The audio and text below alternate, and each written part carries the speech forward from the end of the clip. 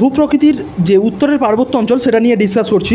তো তিস্তার পশ্চিমের দিকের যে পার্বত্য অঞ্চল সেটা তিস্তার পূর্বের পার্বত্য অঞ্চলের উচ্চতার থেকে বেশি হয় এবং প্রধান দুটো পর্বতশ্রেণী পশ্চিম দিকে রয়েছে, যেটা হচ্ছে সিঙ্গলীলা শৈলশিরা এবং হচ্ছে দার্জিলিং শৈলশিরা।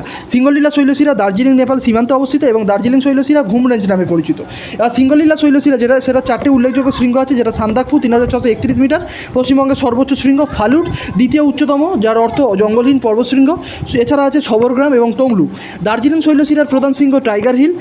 আর তিস্তার পূর্ব দিকের যে প্রধান পর্বতশ্রেণী রয়েছে সেটা হচ্ছে দূরবীনদারা চোলা এবং দূরবীনদারার ঋষিলা এই অংশের সর্বোচ্চ শৃঙ্গ। আচ্ছা, ঘুম ভারতের উচ্চতম রেলওয়ে স্টেশন, যেটা ইউনেস্কো দ্বারা ওয়ার্ল্ড হেরিটেজ সাইটের মর্যাদাপ্রাপ্ত। ঘুমরেজ থেকে বিস্তৃত শৈলশিরা হলো উত্তরে দার্জিলিং লেবং, উত্তর পূর্বে তাগদা পেশক, দক্ষিণে বাগোড়া ডাউহিল এবং ডাউহিল পূর্ব কার্শিয়াংয়ে অবস্থিত।